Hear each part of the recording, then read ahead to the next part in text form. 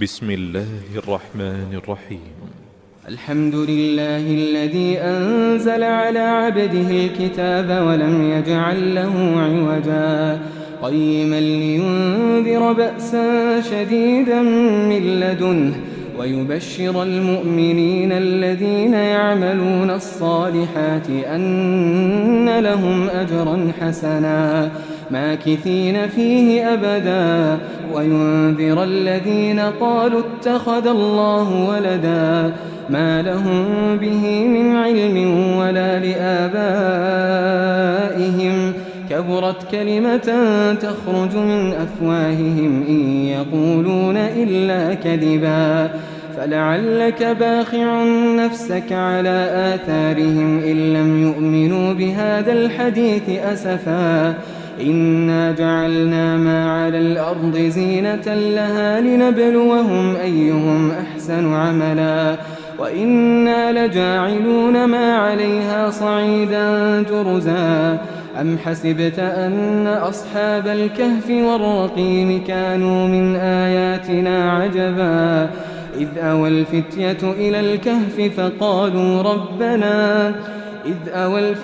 إلى الكهف فقالوا ربنا آتنا من لدنك رحمة وهيئ لنا من أمرنا رشدا فضربنا على آذانهم في الكهف سنين عددا ثم بعثناهم لنعلم أي الحزبين أحصى لما لبثوا أمدا نحن نقص عليك نبأهم بالحق إنهم فتية آمنوا بربهم وزدناهم هدى وربطنا على قلوبهم إذ قاموا فقالوا ربنا رب السماوات والأرض لن ندعو من دونه إلها لقد قلنا إذا شططا هؤلاء قومنا اتخذوا من دونه آلهة لولا يأتون عليهم بسلطان بين فمن أظلم ممن افترى على الله كذبا وإذ اعتزلتموهم وما يعبدون إلا الله فأووا إلى الكهف ينشر لكم ربكم من رحمته ويهيئ لكم من أمركم مرفقا وترى الشمس إذا طلعت تزاور عن كهفهم ذات اليمين وإذا غربت تقرضهم ذات الشمال وهم في فجوة منه ذلك من آيات الله من يهد الله فهو المهتد ومن يضلل فلن تجد له وليا مرشدا وتحسبهم أيقاظا وهم رقود ونقلبهم ذات اليمين وذات الشمال وكلبهم باسط ذراعيه بالوصيد لو اطلعت عليهم لوليت منهم فرارا ولملئت منهم رعبا وكذلك بعثناهم ليتساءلوا بينهم قال قائل منهم كم لبثتم قالوا لبثنا يوما أو بعض يوم قالوا ربكم أعلم بما لبثتم فابعثوا أحدكم بورقكم هذه إلى المدينة فلينظر أيها أزكى طعاما فليأتكم برزق منه وليتلطف ولا يشعرن بكم أحدا إنهم إن يظهروا عليكم يرجموكم أو يعيدوكم في ملتهم ولن تفلحوا إذن أبدا وكذلك أعثرنا عليهم ليعلموا أن وعد الله حق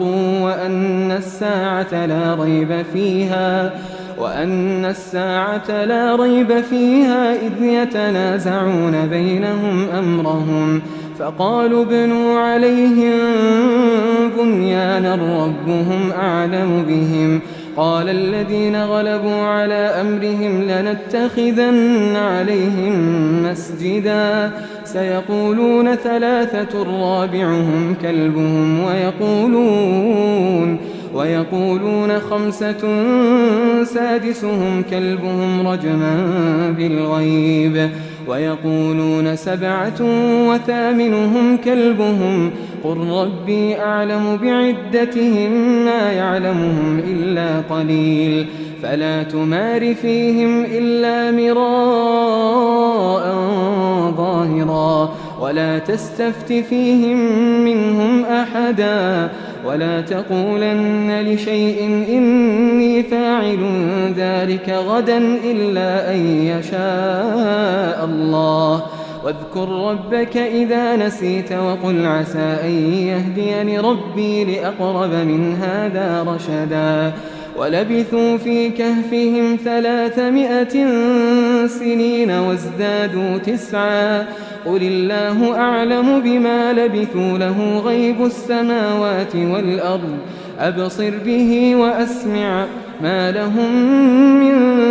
دونه من ولي ولا يشرك في حكمه أحدا واتل ما أوحي إليك من كتاب ربك لا مبدل لكلماته ولن تجد من دونه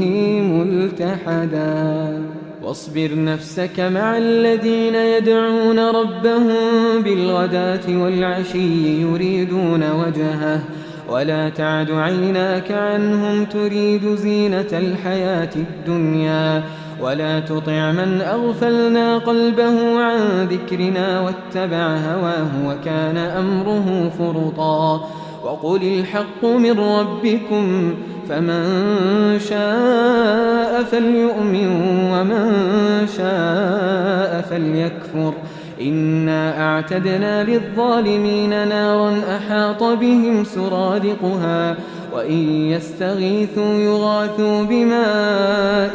كالمهل يشوي الوجوه بئس الشراب وساءت مرتفقا إن الذين آمنوا وعملوا الصالحات إنا لا نضيع أجر من أحسن عملا أولئك لهم جنات عدن تجري من تحتهم الأنهار يحلون فيها من أساور من ذهب ويلبسون ثيابا خضرا من سندس واستبرق متكئين فيها على الأرائك نعم الثواب وحسنت مرتفقا واضرب لهم مثل الرجلين جعلنا لأحدهما جنتين من أعناب وحففناهما بنخل وجعلنا بينهما زرعا كلتا الجنتين آتت أكلها ولم تظلم منه شيئا وفجرنا خلالهما نهرا وكان له ثمر فقال لصاحبه وهو يحاوره أنا أكثر منك مالا وأعز نفرا ودخل جنته وهو ظالم لنفسه قال ما أظن أن تبيد هذه أبدا وما أظن الساعة قائمة ولئن رددت إلى ربي لأجدن خيرا منها منقلبا قال له صاحبه وهو يحاوره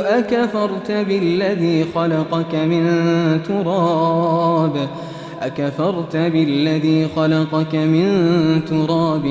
ثم من نطفة ثم سواك رجلا لكن هو الله ربي ولا أشرك بربي أحدا ولولا إذ دخلت جنتك قلت ما شاء الله لا قوة إلا بالله إن ترني أنا أقل منك مالا وولدا فعسى ربي أن يؤتيني خيرا من جنتك ويرسل عليها حسبانا من السماء فتصبح صعيدا زلقا أو يصبح ماؤها غورا فلن تستطيع له طلبا وأحيط بثمره فأصبح يقلب كفيه على ما أنفق فيها وهي خاوية على عروشها ويقول يا ليتني لم أشرك بربي أحدا ولم تكن له فئة ينصرونه من دون الله وما كان منتصرا هنالك الولاية لله الحق هو خير ثوابا وخير عقبا واضرب لهم مثل الحياة الدنيا كماء إن أنزلناه من السماء فاختلط به نبات الأرض فأصبح هشيما تذروه الرياح وكان الله على كل شيء مقتدرا المال والبنون زينة الحياة الدنيا والباقيات الصالحات خير عند ربك ثوابا وخير أملا ويوم نسير الجبال وترى الأرض بارزة وحشرناهم فلم نغادر منهم أحدا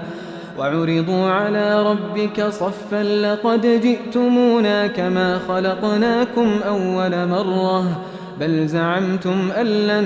نجعل لكم موعدا ووضع الكتاب فترى المجرمين مشفقين مما فيه ويقولون يا ويلتنا ما لهذا الكتاب لا يغادر صغيرة ولا كبيرة إلا أحصاها ووجدوا ما عملوا حاضرا ولا يظلم ربك أحدا وإذ قلنا للملائكة اسجدوا لآدم فسجدوا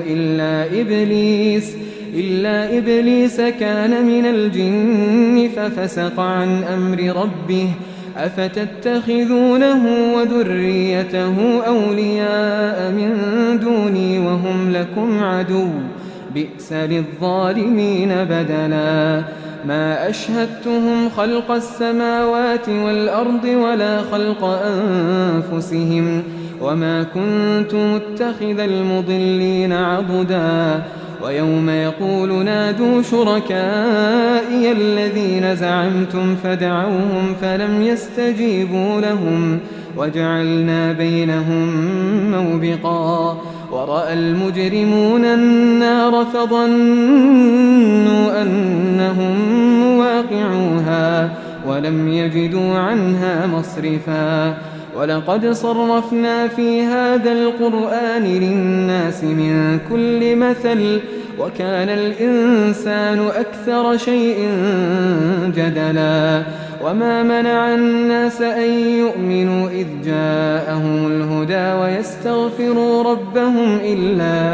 إلا أن تأتيهم سنة الأولين أو يأتيهم العذاب قبلا وما نرسل المرسلين إلا مبشرين ومنذرين ويجادل الذين كفروا بالباطل ليدحضوا به الحق واتخذوا آياتي وما أنذروا هزوا ومن أظلم ممن ذكر بآيات ربه فأعرض عنها ونسي ما قدمت يداه إنا جعلنا على قلوبهم أكنة أن يفقهوه وفي آذانهم وقرا وإن تدعهم إلى الهدى فلن يهتدوا إذا أبدا وربك الغفور ذو الرحمة لو يؤاخذهم بما كسبوا لعجل لهم العذاب بل لهم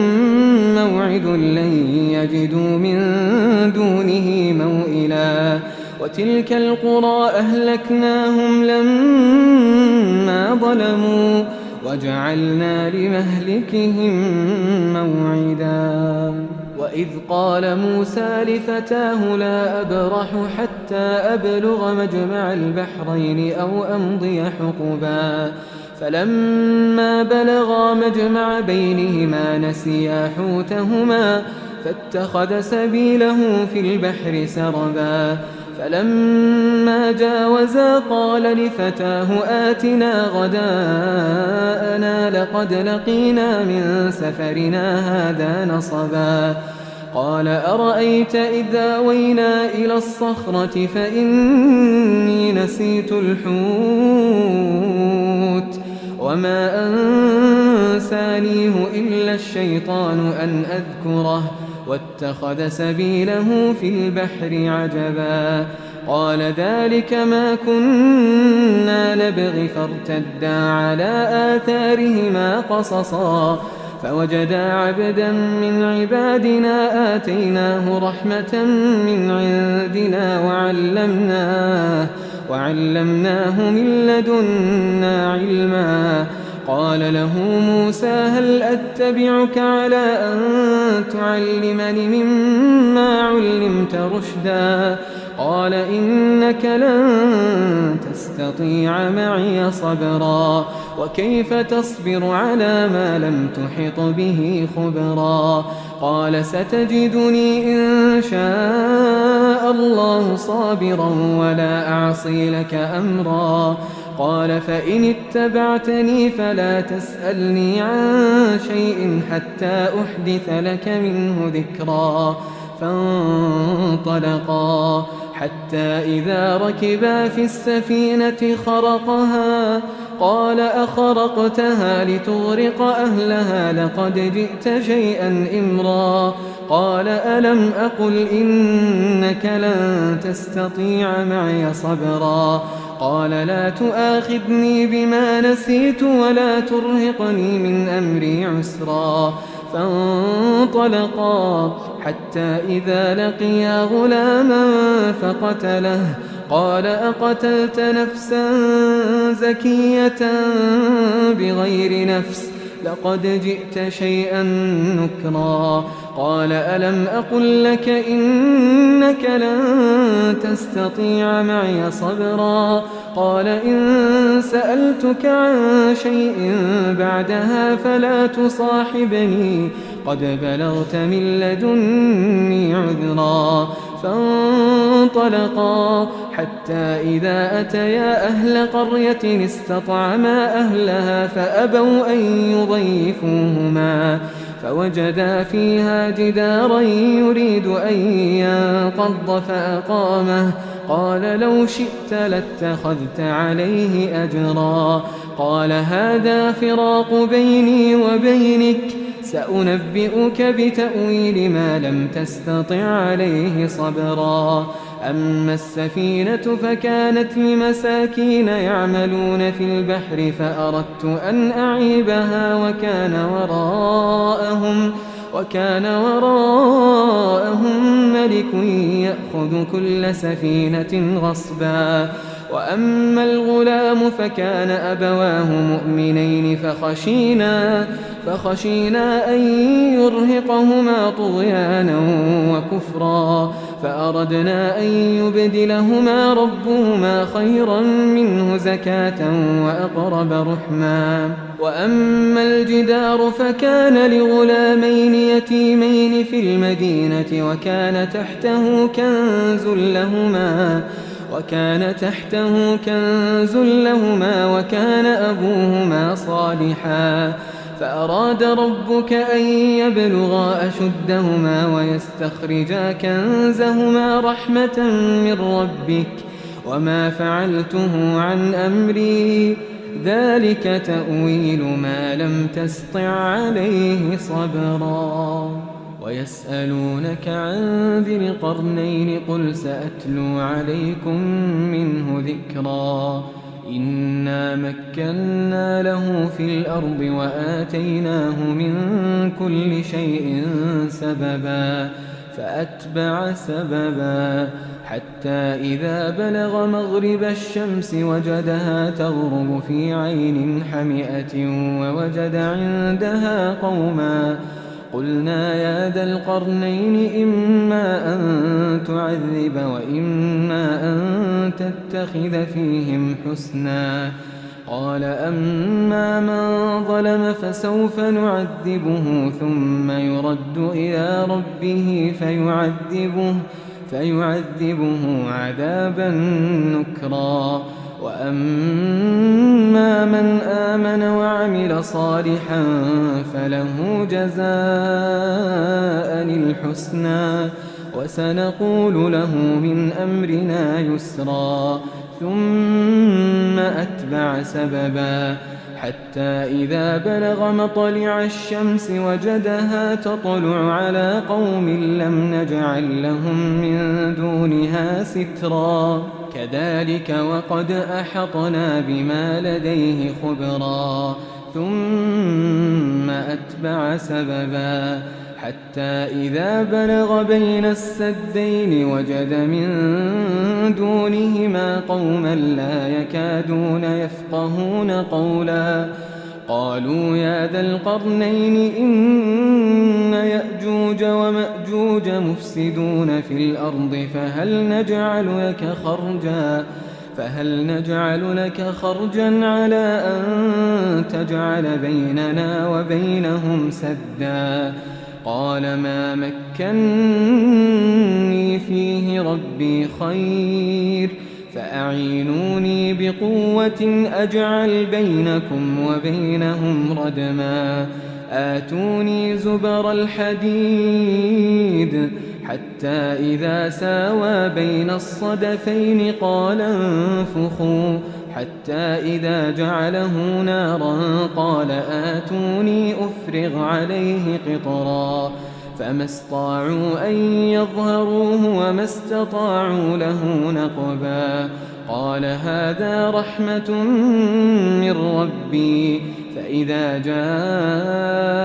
وعد ربي جعله دكاء وكان وعد ربي حقا وتركنا بعضهم يومئذ يموج في بعض ونفخ في الصور فجمعناهم جمعا وعرضنا جهنم يومئذ للكافرين عرضا الذين كانت أعينهم في غطاء عن ذكري وكانوا لا يستطيعون سمعا أفحسب الذين كفروا أن يتخذوا عبادي من دوني أولياء إنا أعتدنا جهنم للكافرين نزلا قل هل ننبئكم بالأخسرين أعمالا الذين ضل سعيهم في الحياة الدنيا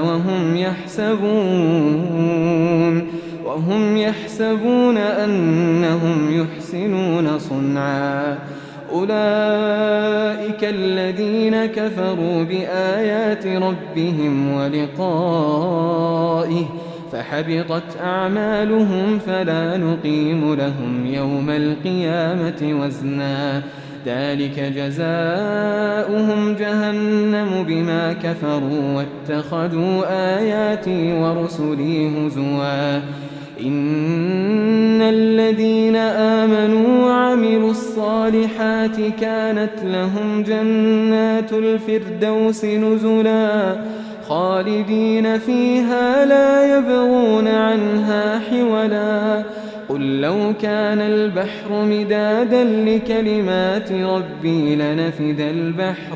لنفد البحر قبل أن تنفد كلمات ربي ولو جئنا بمثله مددا قل إنما إنما أنا بشر مثلكم يوحى إلي أنما إلهكم إله واحد فمن كان يرجو لقاء ربه فليعمل عملا صالحا ولا يشرك بعبادة ربه أحدا.